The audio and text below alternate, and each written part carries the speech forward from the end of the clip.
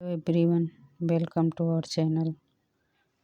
आज हम पढ़ेंगे सोशियोलॉजी का नया टॉपिक जिसका नाम है समाजशास्त्र का उद्भव एवं विकास। तो आइए स्टार्ट करते हैं।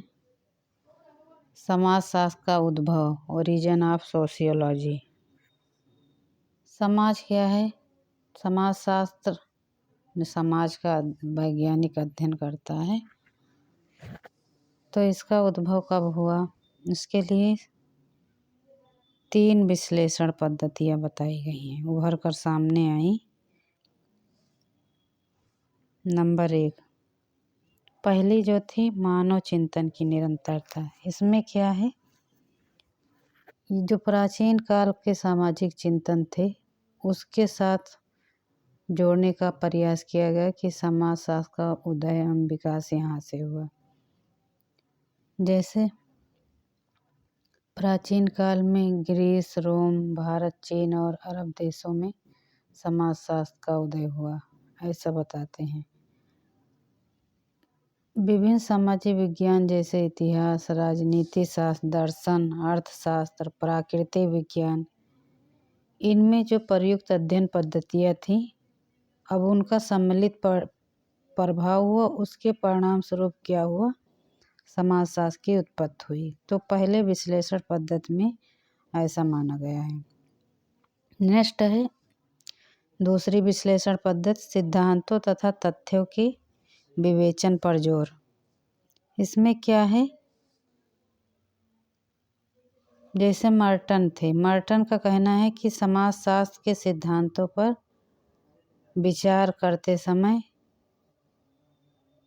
इसके जो इतिहास रहा है उसके अध्ययन पर नहीं जोर दिया जाना चाहिए, बल्कि किस पर दिया जाना चाहिए? सिद्धांतों एवं तथ्यों के विश्लेषण पर। नेक्स्ट है तीसरा पॉइंट, तीसरी जो विश्लेषण पद्धति है, तत्कालीन उस समय के यूरोप के सामाजिक एवं आर्थिक परिप्रेक्ष्य में समाजशास्त्र का विकास एवं उदय हुआ, ऐसा मानते हैं। जैसे 19वीं शताब्दी के आरंभिक दशक जो थे उसमें औद्योगिकीकरण व पूंजीवाद का विकास हुआ। उसके परिणाम स्वरूप क्या हुआ? सामाजिक जीवन में बदलाव आया, जिससे क्या कहते हैं, समाजशास्त्र के उदय एवं विकास का पता लगाया जाना चाहिए इस संदर्भ में। तो नेक्स्ट है, अब आगे चलते हैं।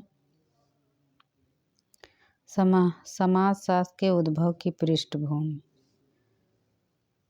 तो कुछ ना कुछ बैकग्राउंड होता है किसी चीज़ के ओरिजिन के, ऐसे समाजशास्त्र के ओरिजिन के पृष्ठभूमि बताई गई हैं। 18वीं शताब्दी के यूरोप की सामाजिक, आर्थिक, राजनैतिक एवं बौद्धिक परिस्थितियों ने समाजशास्त्र के उद्भव और विकास में विशेष योग दिया। इससे समाज में एक नई संरचना विकसित हुई। जो संरचना विकसित हुई उसके निम्नलिखित विशेषताएं हैं। नंबर 1,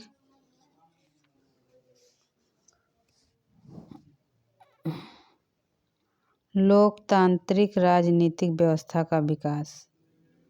अब पहले क्या था? राजतंत्र था, उसके स्थान पे क्या हुआ? लोकतांत्रिक राजनीतिक व्यवस्था का विकास हुआ। फिर नेक्स्ट है औद्योगिक व्यवस्था का विकास। पहले क्या थी? भूमि और कृषि आधारित अर्थव्यवस्था थी, उसकी जगह क्या हुआ? औद्योगिक अर्थव्यवस्था का उदय हुआ। नेक्स्ट, अन्य देशों और नगरों की ओर पलायन।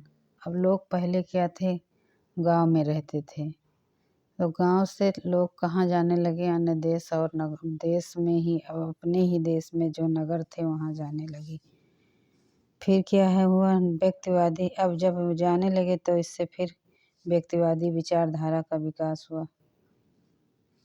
पहले कैसी विचारधारा थी? परंपरागत थी, सामुदायिक संबंधों वाली, दबाव वाली, सामूहिकता वाली थी। अब क्या हुआ? व्यक्तिवादी विचारधारा का विकास हुआ। चलते हैं नेक्स्ट। फ्रांस में राज्य क्रांति जो हुई थी, फ्रांस की क्रांति 1789 में,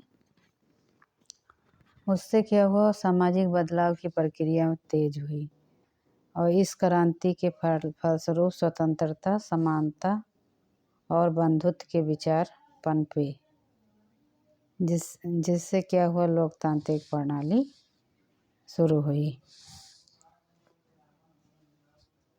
अब समाजशास्त्र की उत्पत्ति, ओरिजिन ऑफ सोशियोलॉजी। 1838 में सर्वप्रथम अगस्ट काम्ट ने सोशियोलॉजी नाम दिया। अब ये सोशियोलॉजी पहले हमने पढ़ाया है, तो पहले टॉपिक में लैटिन के सोशियस और ग्रीक के लोगस शब्द से बना है। अब इन दोनों का अर्थ जो हुआ मिला करके समाज का विज्ञान या शास्त्र, इसे हिंदी में समाजशास्त्र कहते हैं।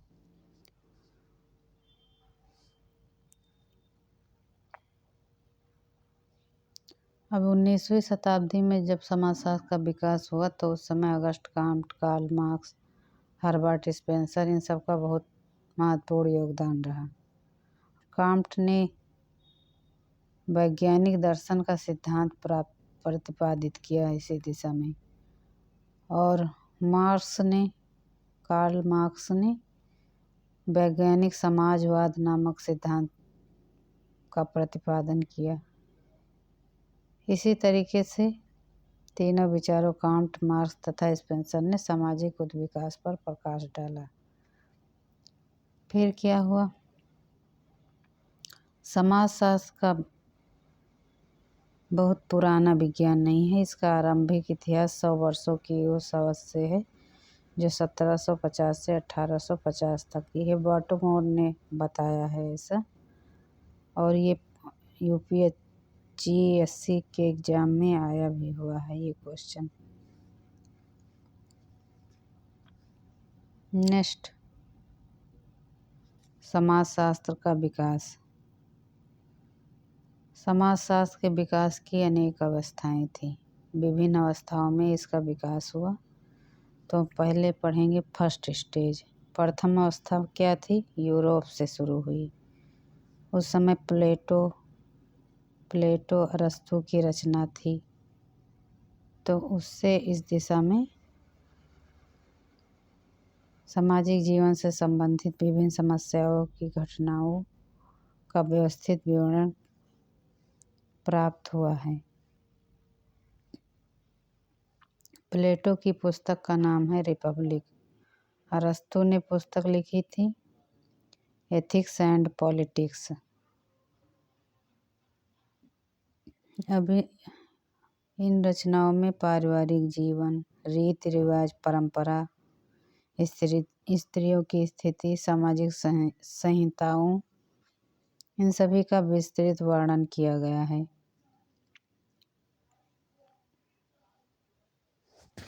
फिर आते हैं हम समाजशास्त्र की द्वितीय अवस्था विकास की। जो द्वितीय अवस्था वो कब से हुई, 6ठी शताब्दी से 14वीं शताब्दी तक का काल। और इस समय में लंबे समय तक सामाजिक समस्याओं को समझने के लिए धर्म और दर्शन का सहारा लिया गया। और उसके बाद फिर लेकिन जब 13वीं शताब्दी शुरू हुई तो उसमें सामाजिक समस्याओं को तार्किक ढंग से समझने का प्रयास किया गया। नेक्स्ट है विकास की तृतीय अवस्था, थर्ड स्टेज में कब से प्रारंभ हुआ, 15वीं हो गए हम, मई हो गया है, 15वीं शताब्दी से माना गया है। इस काल में सामाजिक घटनाओं के अध्ययन में वैज्ञानिक विधि का प्रयोग हुआ। अब यहाँ वैज्ञानिक विधि का प्रयोग प्रारंभ हुआ। हॉब्स, लॉक, रूसो, इनका जो सामाजिक समझौते का सिद्धांत है, ये भी क्वेश्चन बहुत पूछा गया है। इसमें प्रतिपादित किया। फिर और जानते हैं थॉमस मोर की पुस्तक है यूटोपिया। उसमें क्या है, दिन प्रतिदिन की जो डेली लाइफ की सामाजिक समस्या थी उसको समझने का प्रयास किया गया। मॉन्टेस्क्यू की पुस्तक थी द स्पिरिट ऑफ लॉज। उसमें मानव समाज पर भौगोलिक पर्यावरण का प्रभाव क्या पड़ता है वो स्पष्ट करने का प्रयास किया गया है। इसी तरीके बीको विद्वान ने भी लिखी थी द न्यू साइंस। इसमें सामाजिक शक्तियों की उद्देश्यपूर्ण व्याख्या की गई। जनसंख्या का सिद्धांत माल्थस की बुक। और इसी तरीके से और भी विद्वानों ने अपने अपने विचार दिए हैं। नेक्स्ट चलते हैं चतुर्थ अवस्था। चतुर्थ अवस्था ऑगस्ट काम्ट के समय में माना जाता है। तो ऑगस्ट के काम्ट सामाजिक भौतिकी के नाम से पहले इन्होंने समाजशास्त्र को पुकारा था। फिर 1838 में इन्होंने क्या किया, समाजशास्त्र का नाम बदलकर सामाजिक भौतिकी का नाम बदलकर समाजशास्त्र कहा। तो इसीलिए इनको फादर ऑफ सोशियोलॉजी कहा जाता है। ये क्वेश्चन भी बहुत आया हुआ है। फिर जॉन स्टुअर्ट मिल थे। इन्होंने क्या किया, 1849 में इंग्लैंड में समाजशास्त्र शब्द को इंग्लैंड से परिचित कराया। इंग्लैंड को समाजशास्त्र शब्द से परिचित कराया।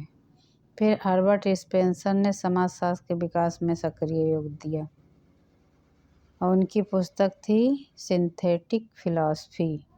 उसके एक भाग प्रिंसिपल्स ऑफ सोशियोलॉजी में उन्होंने क्या किया, काम्ट का जो विचार था उसको मूर्त रूप देने का प्रयत्न किया। और इनका हर्बर्ट स्पेंसर का एक सिद्धांत है सावयव सिद्धांत। नेक्स्ट, सर्वप्रथम अमेरिका के येल विश्वविद्यालय था। उसमें समाजशास्त्र के अध्यापन का कार्य प्रारंभ हुआ।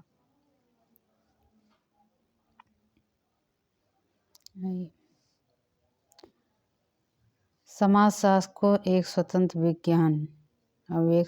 विज्ञान बनाने का श्रेय फ्रांसीसी विद्वान कौन थे, इमाइल दुर्खिम को है।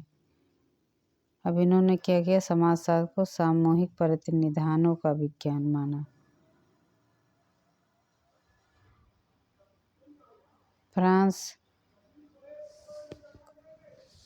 फ्रांस में काम्ट ने समाजशास्त्र की नींव डाली थी,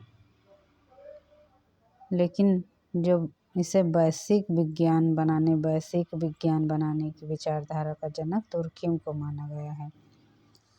मैक्स वेबर ने भी समाजशास्त्र को विज्ञान बनाने का पूरा प्रयत्न किया। इसी प्रकार से पेरेटो ने भी प्रयत्न किया। बाकी देखते हैं। समाजशास्त्र के विकास में इंग्लैंड के हर्बर्ट स्पेंसर, मिल, चार्ल्स बूथ, हाबहाउस, मिस्टर मार्क्स, मैनहीम आदि का योगदान रहा। इंग्लैंड में कब शुरू हुआ समाजशास्त्र का अध्यापन कार्य? 1907 में। फ्रांस में दुर्खिम, टार्डे है, लिपले आदि ने समाजशास्त्र के विकास की दृष्टि से सराहनीय कार्य किया। यहाँ 1889 में समाजशास्त्र का अध्यापन शुरू हुआ। नेक्स्ट है जर्मनी में 19वीं शताब्दी के अंतिम वर्षों और 20वीं शताब्दी के प्रारंभिक वर्षों में समाजशास्त्र का विकास, जिसमें टॉनीज, मैक्स वेबर, कार्ल मार्क्स, वीरकांत, सीमेल, वानविच आदि विद्वानों का योगदान रहा। ये भी क्वेश्चन पूछा जाता है कि कौन से विद्वान कहाँ किस देश के रहने वाले थे। अमेरिका में समाजशास्त्र का विकास हुआ। यहाँ पे Giddings, Sumner, Ward, Park, Burgess, Sorokin, Zimmerman, MacIver, Ogburn, Parsons, Merton, Ross आदि विद्वान यहाँ के रहने वाले थे। 1876 में येल विश्वविद्यालय में सर्वप्रथम अध्यापन कार्य शुरू हुआ। 1924 में मिस्र में, 1947 में स्वीडन में समाजशास्त्र विभाग स्थापित किए गए। इस प्रकार सब समाजशास्त्र का विकास शुरू हुआ और वर्तमान में इसकी उपयोगिता और लोकप्रियता दोनों बढ़ रहा है। अब आगे हम इस टॉपिक को कंटिन्यू करेंगे नेक्स्ट लेक्चर में। तो आज यहीं तक। आप मेरे वीडियो को लाइक, शेयर, सब्सक्राइब करें और कमेंट भी करें।